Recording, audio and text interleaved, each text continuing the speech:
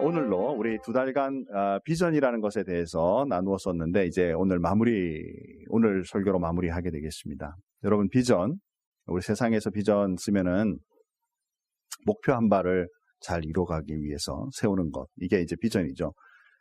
그런데 우리는 이 비전이라는 단어 속에는 하나님께서 우리에게 주신 사명, 그 사명에 대하여 내가 이루고자 하는 일, 그래서 이 비전은 내가 생각하고 내가 꿈꾸는 것을 넘어서서 하나님이 내 마음에 심어주신 소원이다. 성경에 그렇게 말하고 있죠. 그래서 내가 뭘 하고 싶은지 아직 잘 모르겠는데 라고 생각하신다면 여러분 잘 살필 필요가 있겠다. 사실 그것 때문에 이 비전 찾기라는 이 말씀을 크게 이제 두 달 동안 준비했고요. 늘 말씀드리지만 여러분이 하실 수 있는 영역은 여러분밖에 못합니다. 그죠? 그러니까 분명히 나에게 주신 하나님의 사명이 있어요.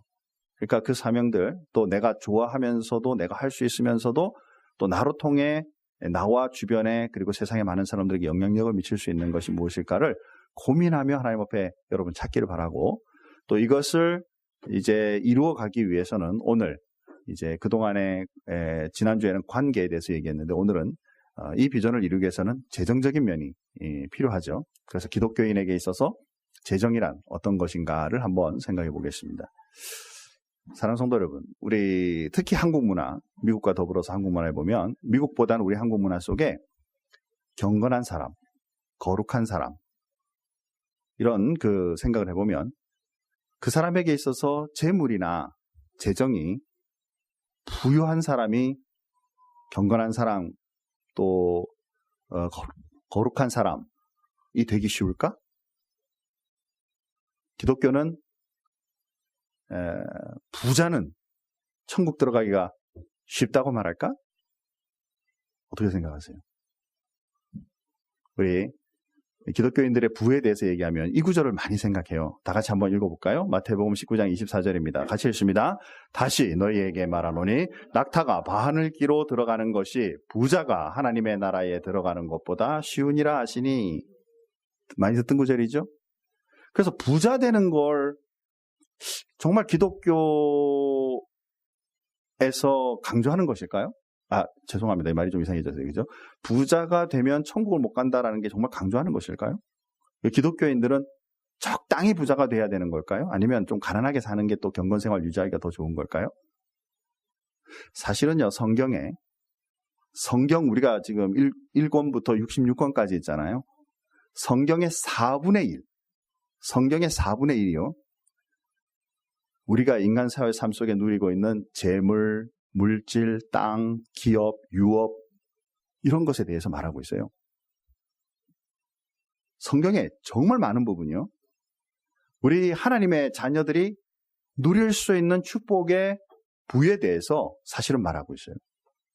그리고 또 우리 살아가면서 부유함이, 이 말씀 하나 붙잡고 부자는 하늘나라 가기 어려워, 그러니까 이제 가난하게 살아야 돼 라고 생각하기 쉬우나, 특히 우리 한국 문화 속에서는 이상하게 다른 종교들에 말하는 그 무의 개념, 무소유의 개념이 굉장히 기독교에도 영향을 미쳐가지고 목사님들이 돈 많아 그러면 좀 이상하게 생각하시는 분들이 있어요.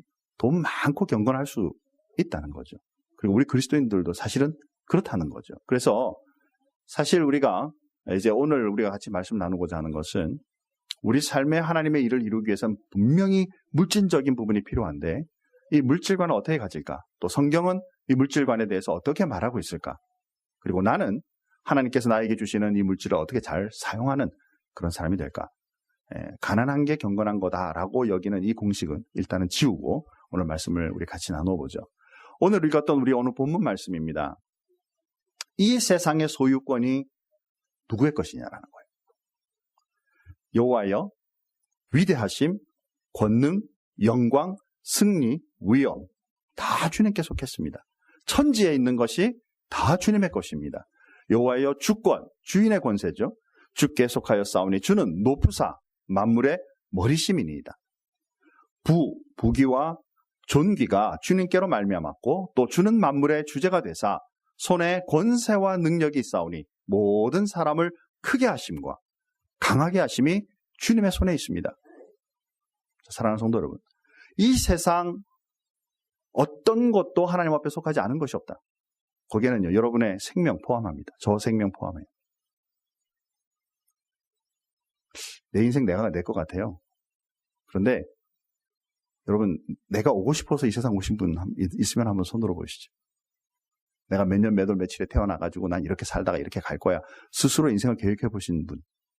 그렇죠. 그러니까 원인과 과정과 결과를 볼 때 원인 우리가 몰라요.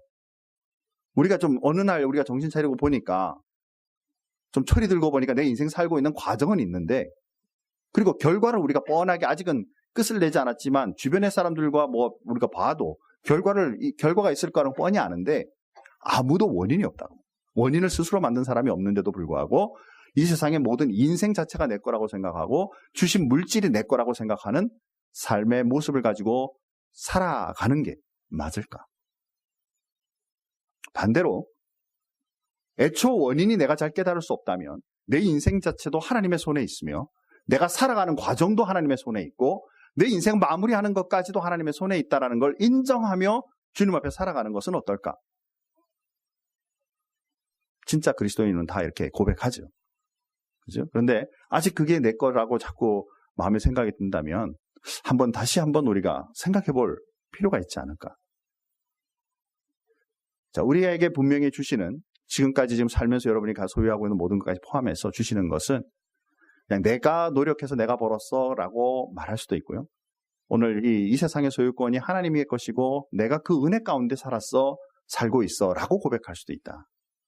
중요한 건 이제 우리에게 주신 이 소유권, 그리고 내가 더 앞으로도 부유하고 정말 하나님이 가지신 많은 것이 나에게 어떤 모습으로 주어질 때 내가 이것을 어떻게 사용하고 주님 앞에 어떤 마음으로 살아갈 것인가, 이게 중요하다라는 것이죠. 이걸 한번 생각해 볼 필요가 있다는 것이죠.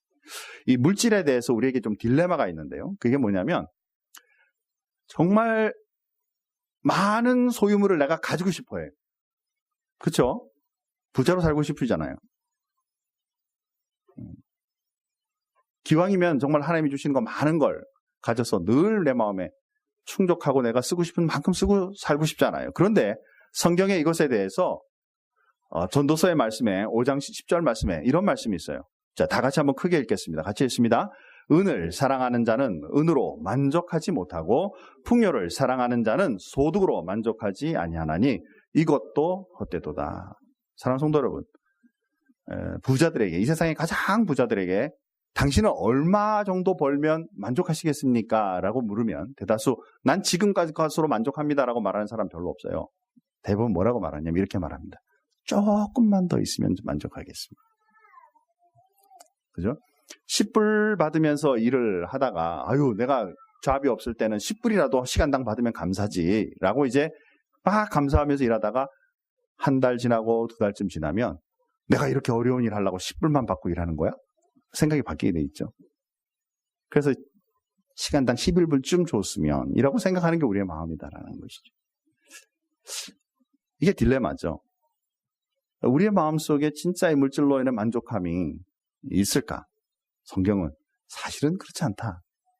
또 하나 그 딜레마는 뭐냐면요. 나에게 주신 많은 물질들을 내가 잘 이렇게 누적하고 간직해서 내가 적당히 잘 쓰고 싶은데 이게 가능하냐라는 거예요. 내가 벌은 거 한 달에 예를 들어서 10,000불을 벌었는데 이 10,000불, 20,000불, 30,000불 착착착착 쌓고 내가 쓰고 싶은 만큼 착 쓰고 또 잘 모을 수 있으면 좋겠는데 우리 인생 아무리 모아놔도 하늘나라 갈 때는 다 놓고 갈 수밖에 없는 게 우리 인생이기 때문에 허망하잖아요. 그러니까 결국에는 모아도 내가 쓸 수 있을 만큼 못 모을 수도 있다라는 것이 우리에겐 딜레마죠.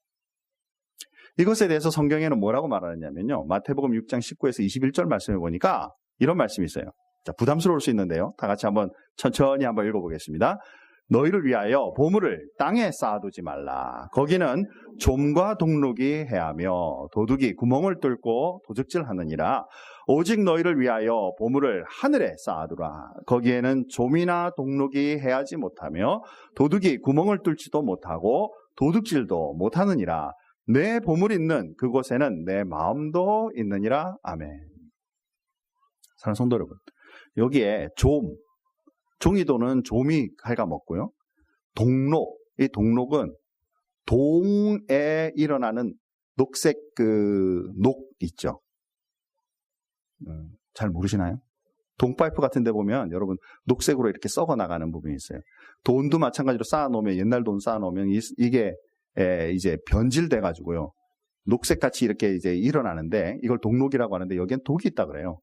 그래서 나중에는 뭉그러져서 돈인지 아닌지 볼 수가 없는. 그래서 결국에는 세상에 쌓아놓은 이 모든 것이 세상에서 내가 쓰고 싶은 만큼 쓰지 못할 수 있다는 것을 말씀하는 거죠. 오히려 하늘에다가 이것을 쌓아라. 그러니까 결국 헌금하라 그 말이잖아요. 목사님이. 이 말씀이 생각이 나죠. 우리 한 2주 정도 됐나요? LA 계신, 제가 예전에 LA에서 사역하던 우리 교회 이제 담임 목사님의 사모님과 제 와이프가 통화를 하는데 이러는 거예요. 그 교회 성도 중에 한 분이요, 이제 가지고 있는 뭐를 팔아가지고 5만 불을 현찰로 받으신 거예요. 그래서 이 현찰을 받으니까 이분이 이게 현찰 5만 불 딱 받는 순간부터 이분이 고민을 시작한 거예요. 이거 어떻게 지키지? 그 집에다가 어디다 잘 놔두면 집에 불나가지고 타버리면 어떡하지? 또 그러다가 이것도 아니야. 그래서 어떻게 했냐면요, 이분이 5만 불을 캐시를 해서 지갑에, 그러니까 가방에, 여자분이니까 들고 다니는 가방에 5만 불을 들고 다녔어요. 들고 다니다가요, 집 앞에서 집에 온 그 편지함에서 편지를 꺼낸다고 나갔다가 소매치기가 달려가면서 꼭 뺏어가 버렸어요. 그래서 그분이 실망을 해가지고. 그렇죠? 이제 그런 소문을 우리에게 말씀을 하시더라고요. 이게 바로 우리의 현실일 수 있다는 것이지. 이 말씀이 부담스럽게 그래서 하늘에 쌓으라는 거는 결국에는 헌금 많이 해가지고 하나님께 드려라라고 이렇게 생각할 수 있는데, 사실은 이 말씀을 반대로 말하면 하나님께서 우리에게 주신 것을 이 땅 위에 어떤 방향이든지 잘 쓰므로 말미암아 하늘에 쌓아두는 일이 우리에게 주신 축복이고 우리가 할 수 있는 일이다라는 것을 거꾸로 이 말씀을 말하고 있다라는 사실이죠. 사랑하는 성도 여러분, 이 말씀에는요, 세상에서 오히려 주신 물질을 의미 있게 쓰고 살아라라는 것입니다. 그리고 이 의미 있게 잘 사용하는 것을 통하여 이것이 하늘나라에 쌓이는 상급이, 재물이 되게 살아가는 것, 이것이 그리스도인의 삶이고, 이 삶을 추구하고 사는 것이 바로 비전을 바라보고 성취하는 삶이다라는 것입니다. 여러분, 이 말을 오해해가지고 교회는 그래서 맨날 헌금 받으려고 해라고 아니다라는 것이, 오히려 여러분의 삶에 주신 물질을 여러분은 마음껏 잘 사용하는 사람이 되라라는 거예요. 이때 마음껏이란 말에는 이제 부담감이 좀 있어요. 그래서 이것이 마음껏이 어디까지 어떻게 마음이 돼야 될까? 자, 요거 이제 넘어가기 전에 누가복음 16장에 보면 희한한 비유가 하나 나옵니다. 시간상 제가 지금 펼쳐보지는 않겠습니다. 중간에 제가 성경 구절을 제가 올려드릴게요. 내용은 이렇습니다. 한 부자가 청지기가 있어요. 자기의 종이 있었습니다.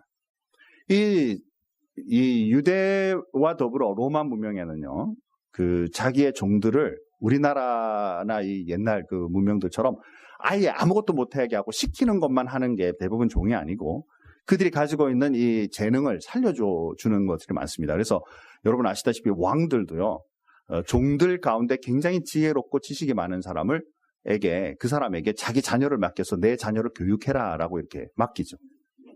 우리 같으면 이게 좀 생각이 좀 다르죠, 그죠? 종에게 맡겨놓으면 이상한 사상 집어넣으면 어떡할까라고 걱정하는데, 로마 문명에서 보면 잘 분별해가지고 좋은 종에게 자기의 자녀를 맡겨서 잘 교육하도록 이렇게 맡기는 걸 보게 되죠. 청지기도 마찬가지예요. 당시에 많은 그 재물이 있는 주인들은요, 좋은 정말 지혜로운 종을 택해서 자기의 모든 권한을 다 줍니다. 심지어 사인할 수 있는 권한까지 줘요. 그래서 네가 마음껏 이 일을 하되, 이 종이 아무리 열심히 일해가지고 벌은 돈, 누구 돈이에요? 종의 돈이에요? 아니면 주인 돈이에요? 주인 돈이 되는 것이죠. 그러니까 주인은 모든 재산을 다 관리할 필요가 없이 종만 잘 관리하면 되는 거예요. 그런데 이 종이 이제 소문이 들려오는 겁니다. 무슨 소문이 들려오냐면, 저 종이 주인이 맡으신 그 당신의 재물을 낭비하는데요. 그런 일들이 제가 자꾸 눈에 띕니다. 라고 이제 소문을 얘기를 한 겁니다. 그러니까 이 청지기에게 이제 딱 그 주인이 찾아가서 이렇게 얘기해요. 너 소문에 보니까 이렇게 얘기가 있는데 네가 그동안에 한 모든 것을 내가 계산하겠다. 그러니까 모든 장부하고 다 가져와라. 이렇게 이제 얘기를 하게 되죠. 그랬더니 이 청지기가 가만히 생각해 보는 겁니다. 이 종이 가만히 생각해 보니까 이제 나 뭐 하지? 내가 여기서 이제 잘려가지고 쫓겨나거나 뭐 하게 되면 내가 그 힘이 있어가지고 무슨 일을 막노동을 할 수 있는 것도 아니고 어떻게 하면 좋을까라고 생각하다가 자기가 관리하고 있던 빚진 사람들을 다 부르는 거예요. 그래서 너 얼마 빚지고 있었냐? 우리 주인에게 얼마 빚졌냐? 그러니까 내가 100달란트 빚졌는데 너 80이라고 써. 그래갖고 지우는 겁니다. 다 탕감해줘 버려요.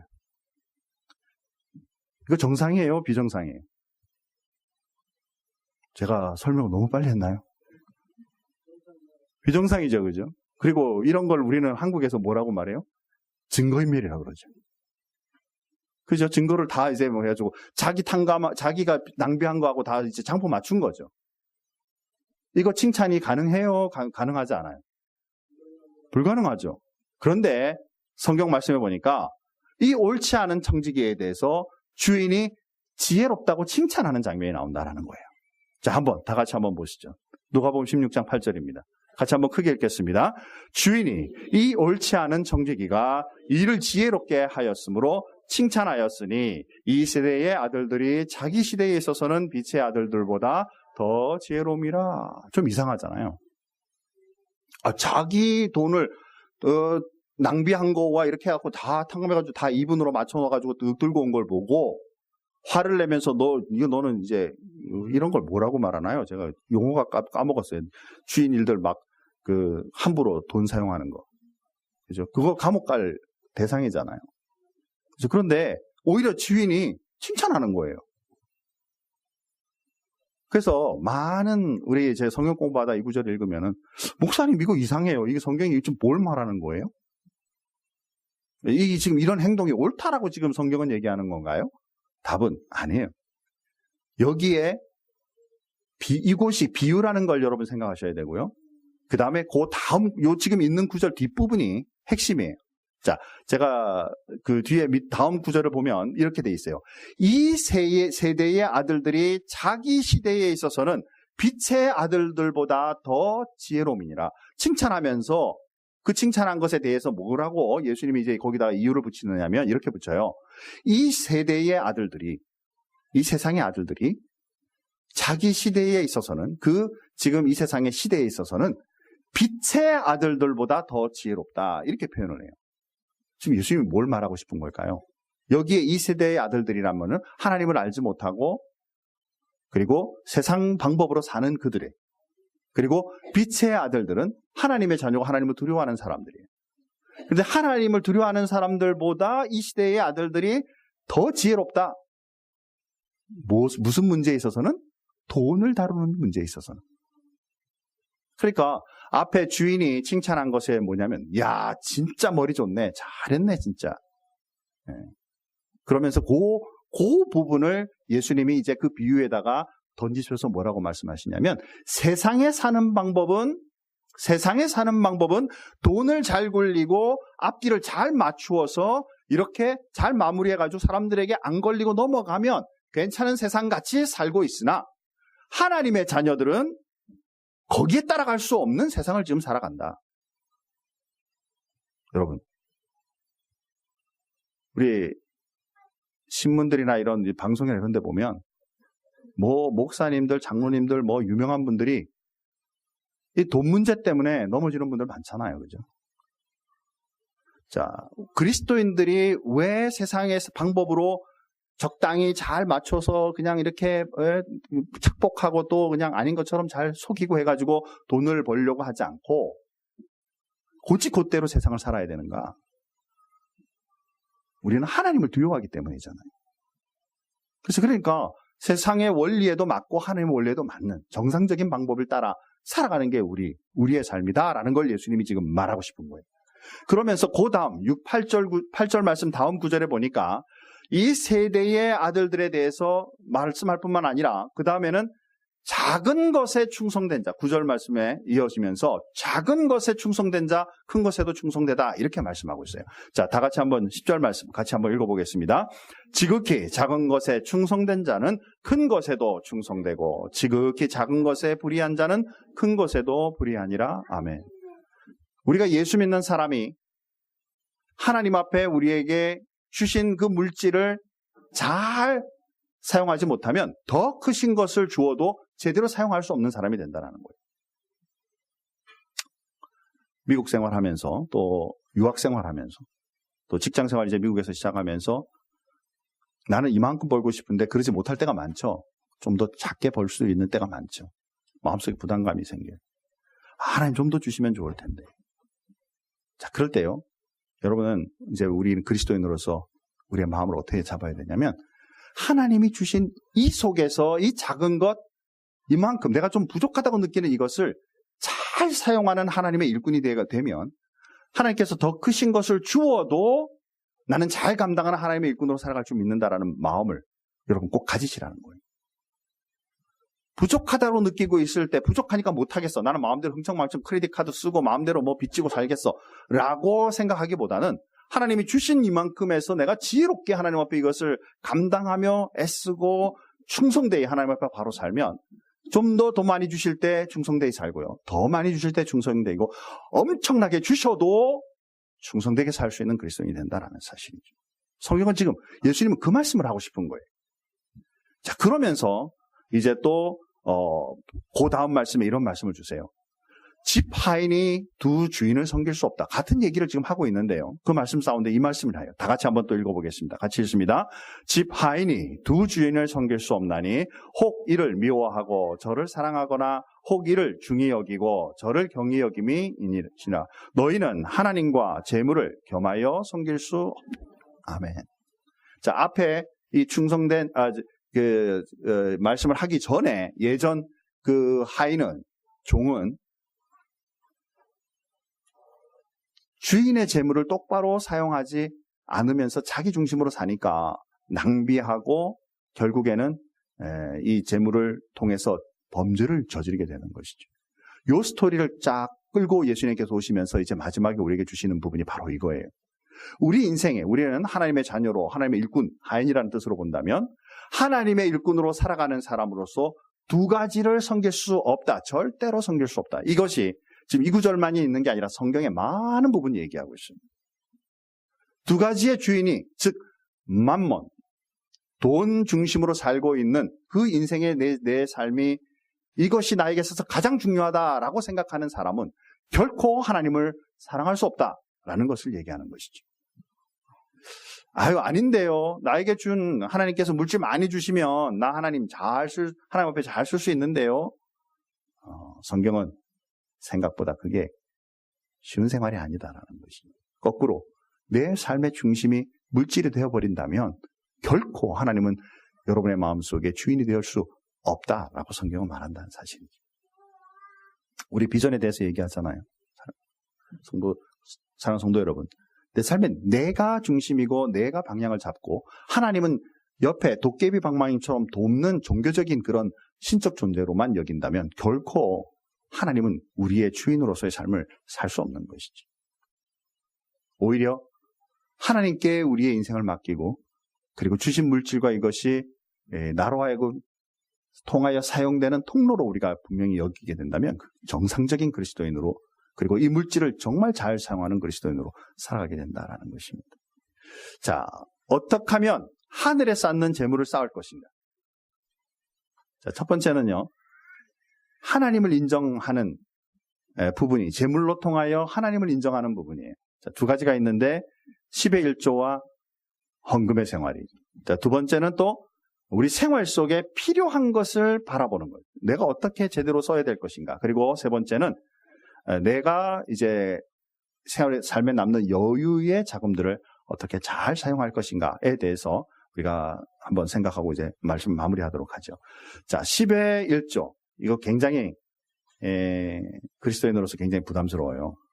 제가 이 준비하면서 이 유튜브 이렇게 이제 보다 보니까요. 제목이 11조 절대 하지 마라. 이 제목이에요. 거기에 조회수가 얼마인 줄 아세요? 70만 회가 넘었더라고.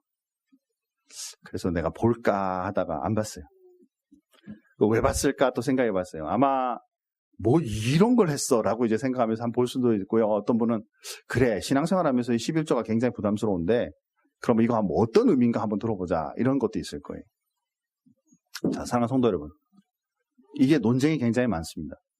11조는 분명히 구약에 나오는 계명이기도 하지만 계명에 나오는 말씀이기도 하지만 또한 이것 때문에 많은 목회자들조차도 신약시대 예수 그리스도로 말미암아 구약의 계명이 완성되었기 때문에 더 이상 11조 안 해도 된다 이렇게 이제 하는 분들도 분명히 있습니다. 그런데 우리는 11조를 그런 개념으로 받으시면 안 돼요. 왜 그러냐면요.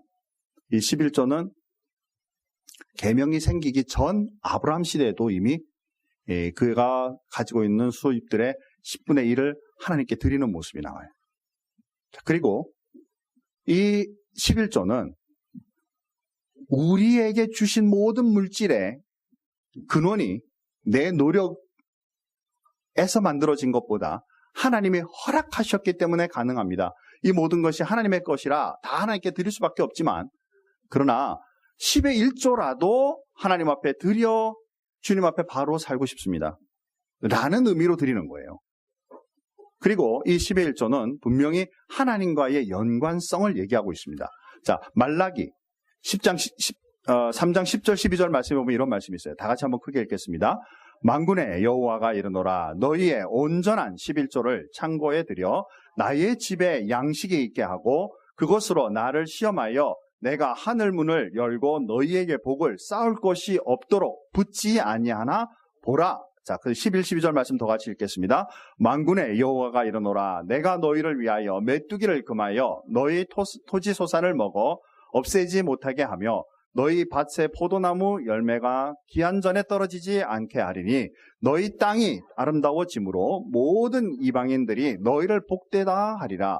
만군의 여호와의 말이니라. 아멘. 사랑하는 성도 여러분, 우리가 왜 11조를 해야 되느냐라는 것은 우리에게 주신 물질이 내 노력으로 내 거다라고 생각하면 이거는 참 드리기 어려워요. 그런데 이런 기회를 주셨고 돈을 벌 수 있는 기회를 주셨고 내 재능을 사용할 수 있는 기회를 주셨기 때문에 그래서 하나님과 나의 관계가 분명하고 이 모든 것이 하나님의 것이지만 내가 하나님 앞에 구별하여 약속대로 드립니다라고 할 때 하나님은 또한 우리들에게 다시 뭐라고 말씀하시냐면 네가 나를 기억하고 이것으로 통하여 하나님의 집이 그 사역을 감당할 수 있는 그 방법에 네가 동참하고 있으니 그러므로 내가 너희의 삶을 책임지겠다. 다시 한 번 더 확인해 주시는 그러한 말씀이다라는 거예요. 이것이 율법이라고 생각하기에는 굉장히 무서운 말씀이 있는데요. 똑같은 3장 8절 말씀에 이런 말씀이 있어요. 다 같이 한번 읽겠습니다. 같이 읽습니다. 사람이 어찌 하나님의 것을 도둑질하느냐? 그러나 너희는 나의 것을 도둑질하고도 말하기를 우리가 어떻게 주의 것을 도둑질하였나이까 하는도다. 이는 곧 11조와 봉헌 헌물이라. 굉장히 부담스러우시죠. 근데 이제 그래서 오늘부터 당장 내가 이제 11조 하겠다 작정하셔도 좋습니다. 근데 혹시 내가 정말 이 경제적인 면에 좀 어렵다. 괜찮아요. 하지만 하나님 앞에 정말 이제 물질관을 제대로 세워가면서 이것을 여러분 이제 실천하기를, 주님 앞에 행동하기를 이제 결정하자라는 거예요. 앞에 11조에 대해서 안 해도 된다라고 말하는 목사님들 가운데는 예수님이 11조를 말씀하신 적이 없다. 이렇게 말하는 분들이 있어요. 근데 그렇지 않습니다. 자, 요한복음 23장 23절 말씀 다 같이 한번 읽어보겠습니다. 화 있을진저 외식하는 서기관들과 바리새인들이여 너희가 박하와 회양과 근체의 11조는 들이되 율법에 더 중한 바 정의와 국률과 믿음은 버렸도다. 그러나 이것도 행하고 저것도 버리지 말아야 할지니라. 아멘. 예수님께서도요 겉으로 드러나는 행동을 중심으로 사람들이 봐도 와, 저 사람들은 가지고 있는 거를 통해서 막 11조도 하고 막 굉장히 경건한 사람이야 라고 말하면서 뒤로는 엉뚱한 짓 하는 이중인격적인 그런 종교인들에 대해서, 바리새인과 서기관들에 대해서 예수님께서는 뭐라고 말씀하시냐면 두 개 다 해야 한다.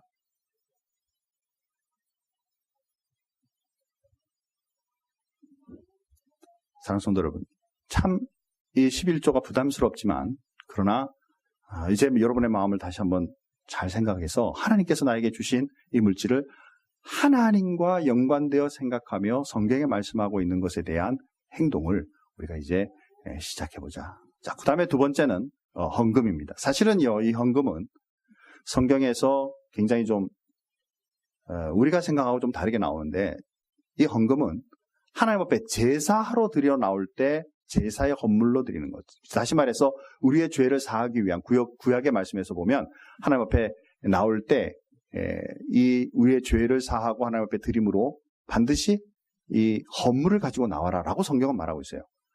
부자들은 부자들대로, 아주 가난하고 정말 가난한 분은 가난하지만 그래도, 성경에는 가난하니까 안 가져와도 되는 건 아니에요.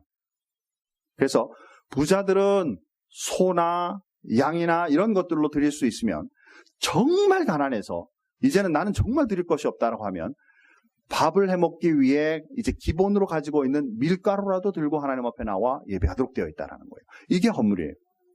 자, 이것이 우리가 꼭 하나님 앞에 드리는 것에 대해서 부담스러울 때가 있거든요.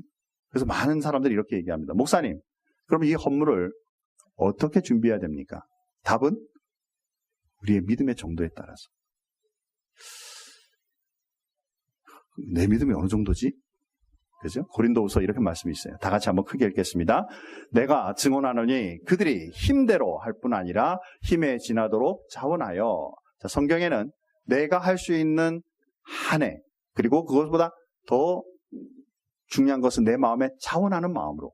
자, 그 다음에 그 다음 말씀에 이런 말씀이 있어요. 또 같이 읽겠습니다.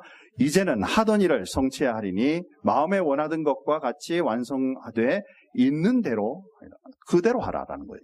자, 무슨 얘기냐면요, 내가 얼마를 벌든지 상관없어요. 그래서 나는 이렇게 벌면 10분 해야 되지 않을까?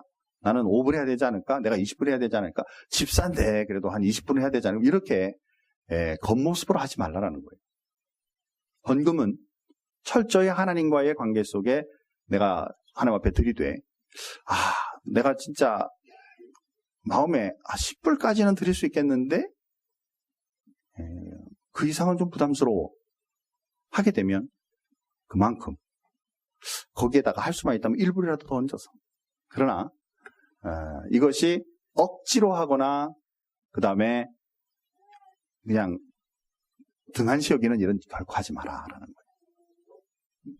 제가 이 헌금에 대해서 참 말하기 어려운데요. 1년에 한 번이나 말할까. 근데 오늘이 그날인 것 같아요. 그런데 굉장히 부담스러워하지 마시고, 이 성경에서 보면요, 자원하는 마음과 하나님을 사랑하는 마음 없이 드린 헌금은, 그 드리는 마음 없이 드린 헌금은 하나님이 받지 않으신다 그랬어요. 그러니까 액수에 상관없이요, 액수에 상관없이 여러분의 마음속에 정말 하나님 앞에 드리는 이 헌물이, 하나님 한 주간 살게 해주셔서 감사하고 내가 지었던 죄악들에 대해서 내가 하나님 앞에 회개하며, 하나님이 이 헌물이라도 부족하지만 이 헌물을 통해 하나님 앞에 드리오니 하나님 내 인생을 돌아봐 주시고 주님께서 영향력과 그 은혜를 주십시오라고 기도하는 마음으로 드려야 되는 게 옳다라는 거예요. 절대로 그 마음이 준비 안 돼 있으면 헌금 안 하시는 게 좋아요. 절대로. 오히려 눈치 보면서 하는 헌금은 절대로 주님 앞에 드리지 마라. 하나 이제 조심할 점이 있는데요. 헌금 이꼴 11조로 생각하는 분들이 있어요. 아까 제가 앞에 설명해드렸죠. 10의 1조와 헌물은 다른 거예요. 헌물은 하나님 앞에 예배하기 위하여 나올 때 드리는 것이고요. 10의 1조는 내 삶의 전체적인 영향력이 하나님의 은혜 속에 있음으로 드리는 것이다 라는 것을 여러분 기억해 주시기 바랍니다. 우리 신앙생활 꽤 한 분들 중에도요, 이 헌금을 드릴 때 보면 오늘 11조 하면 다른 헌물을 안 드리는 분들이 있어요. 그거보다는 10의 1조, 그 다음에 헌물도 구별하여 드릴 수 있는. 그래서 이것이 왜 하나님 앞에 이 헌물이, 이 물질이 사용되고 있는지를 제대로 깨닫는 그리스도인으로 사는 것이 중요하다라는 사실을 여러분 꼭 기억해 주시기 바랍니다. 자, 이제 생활 속에 여러분 주신 자금이에요. 우리 그리스도인들, 제가 여러분들에게 물으면 여러분 요새 벌고 있는 그 금액이 넉넉합니까? 아멘 할 수 있는 사람이 많기를 좀 소원합니다. 그죠? 매달 받는 봉급이 이 정도면 됐다. 더 안 벌어도 된다라고 생각하는 그런 그리스도인이 있으면 좋겠어요. 근데 사실은 하나님 앞에 물질과는 이렇습니다. 오늘 앞에 우리 같이 교동문에서 읽었던 내용 중에 하나인데요. 자, 마지막 6장, 마태복음 6장 33절에 이런 말씀이 있어요. 물질관입니다. 같이 한번 읽어보겠습니다. 그런즉 너희는 먼저 그의 나라와 그의 의를 구하라. 그리하면 이 모든 것을 너희에게 더하시리라. 우리 그리스도인들은요, 물질에 내가 얼마를 더 벌까, 얼마나 더 내가 어떤 직종에 가야 될까, 내가 무엇을 해야 더 사업을 하면서 내가 더 많은 돈을 벌까, 이것이 나의 목적이 아니고 하나님의 나라와 의를 먼저 보고 주님 앞에 그 일을 위하여 추진하며 갈 때에 이 모든 것, 여기에 말하는 이 모든 것은 바로 앞에 그 앞주 구절에 먹고 사는 모든 것, 입고 사는 모든 것에 대해서 내 삶에 무엇을 먹을까, 무엇을 입을까 걱정하는 모든 것이 하나님께서 채워주시는 것이다라는 것을 우리는 가지고 사는 거예요. 그래서 어떤 의미로 보면요, 이 말씀들을 우리가 묵상을 잘 해보면 내가 진짜 돈 많이 벌고 싶어, 막 그것을 목적으로 살고 있는 사람은 하나님 보시기에 불쌍한 사람이에요. 왜? 야, 그건 네가 걱정 안 해도 내가 채워줄 텐데 왜 그게 네 인생의 목표가 돼가지고 버둥거리며 사냐. 그래서 우리의 생활의 자금은 오히려 하나님을 위하여 내가 어떤 일을 위하여 살아갈 것인가를 더 계획하고 꿈을 꾸면서 그 일에 대하여 채워주시는 하나님의 은혜를 경험할 수 있는 그리스도인이 되라. 자, 여러분 재정적인 면에도 계획을 세우셔야 됩니다. 그렇죠? 아까 제가 얘기했죠? 내가 우리 집 보니까 한 달에 3,000불은 필요한데 하나님이 매달 2,500불밖에 안 주세요. 그러면 어떻게 해야 돼요? 이것을 어떻게 사용하실 것인지 여러분 규모를 보셔야 되죠. 그리고 수익과 지출들을 잘 관리하면서, 그리고 가능한 한 빚이 없는 생활을 해라. 성경의 많은 부분에 이 빚은 너희에게 주인이 된다라고 얘기를 하죠. 빚이 우리의 주인이 된다. 오히려 이런 일이 발생하면 밤을 새서라도 나가서 그 빚에 대해서 이 문제를 반드시 해결해라. 거꾸로 이렇게 얘기를 하죠. 사치를 과도하게 사용하는 것을 경계하고 검소한 생활을 하는 것, 규모를 잘 갖추는 것, 이게 그리스도인의 삶의 중심이죠. 사랑하는 성도 여러분, 우리가 이게 참 어려운데 여러분의 삶을 잘 수익과 지출들을 잘 정리하면서 이거 해봐가지고 과도하게 사용되거나 사치스럽게 사용하는 부분을 우리가 제거하면서 하나님 앞에 잘 주님 앞에 주님의 자녀로서의 삶을 한번 정리해 볼 필요가 있다. 자, 이제 여유 자금에 대해서는 우리가 어떻게 할까? 성경에 보니까요, 이 여유 자금에 대하여는 넉넉하게 주시는, 내 생활을 하고도 넘치는 부분에 대해서는 반드시 주는 삶이 있어라, 이렇게 말을 하죠. 자, 누가복음 6장 38절입니다. 다 같이 읽겠습니다. 주리야, 그리하면 너희에게 줄 것이니 곧 후이되어 누르고 흔들어 넘치도록 하여 너희에게 안겨주리라. 너희가 헤아리는 그 헤아림으로 너희도 헤아림을 도로 받을 것이니라. 자, 우리의 삶에 다른 사람들에게 나누어 주는 것에 대해서는 하나님은 뭐라고 말씀하시냐면, 하나님이 그 사람이 나한테 갚는 것이 아니라 하나님이 갚도록 갚아주신다. 얼만큼 주시느냐? 누르고 흔들어 넘치도록. 자, 이것을 잠언에서 이렇게 말씀하고 있습니다. 한 번 더 읽겠습니다. 가난한 자를 불쌍히 여기는 것은 여호와께 구워드리는 것이니 그의 선행을 그에게 갚아주시리라. 아멘. 뭔 얘기냐면요, 여러분 그 홈레스들 이제 이렇게 운전하고 가다 보면 있잖아요. 그분들에게 1불이라도 2불이라도 이렇게 드리게 될 때, 내가 1불 드리면 나중에 지나가다 그 사람이 다시 나한테 1불 줄 일은 없잖아요. 그런데 오히려 우리가 1불을 주면서 하나님의 축복이 당신에게 있기 바랍니다 라고 말할 때, 하나님은 우리가 이 가난한 사람들을 돌봄으로 말미암아 하나님께 빌려드리는 게 된다. 성경은 이렇게 말해요. 그리고 그것에 대하여 누가 갚아주시냐면 하나님이 우리에게 갚으신다라고 성경은 말한다라는 사실입니다. 그래서 우리에게 있어서 주는 삶은요, 그 사람들에게 내가 빌려주었으니까, 도와주었으니까 그 사람이 나한테 갚을 거야 라고 말하면 우리는 기대감에 때때로 실망할 때가 너무나 많아요. 그러나 하나님 앞에 내가 이것은 하나님께 빌려드린 것이다, 하나님께서 이것을 다른 방법으로 내가 갚아주실 줄 나는 믿는다 라는 그 믿음을 가지고 주님 앞에 나누어주기 시작할 때 우리의 여분으로 주시는 축복의 그 물질들이 제대로 사용되게 된다라는 것이죠. 자, 그리고 이 모든 주신 물질은 결론은 뭐냐면 하나님이 주시는 그 하나님의 일에 사용되는 것이 옳다. 자, 제가 우리 설교 말씀할 때 그런 말씀 제가 드린 적이 있어요. 우리 한국에 우리 교단, 제가 속한 교단은 목사님들에 대한 그 연금이 없다 그랬어요. 기억하시나요? 모르시나요? 우리 교단에는 목사님들이 연금이 없어요. 그래서 목사님들이 결국에는 은퇴하거나 하게 되면 이제 교회들이 책임을 져주지 못하거나 그러면 결국에는 혼자 사셔야 되거든요. 그러니까 이게 굉장히 삶이 어려워요. 그걸 보면서 내가 하나님이 나한테 물질 많이 주시면 우리 목사님들 연금 제도를 내가 만들고 싶다. 저는 그렇게 생각해요. 그런데 이게 지금 실현 가능성은 0%예요. 왜죠? 그만한 자금이 없으니까.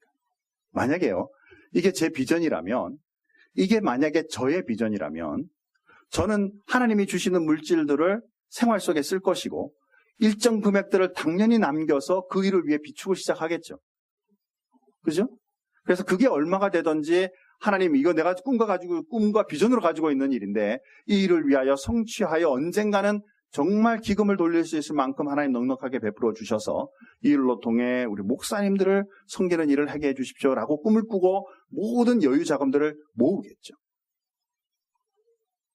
나에게 주신 거니까 내가 펑펑 쓰고 말지 뭐 다른 사람 생각해 라고 하지 않을 거잖아요. 왜? 그게 삶에 주신 비전이니까.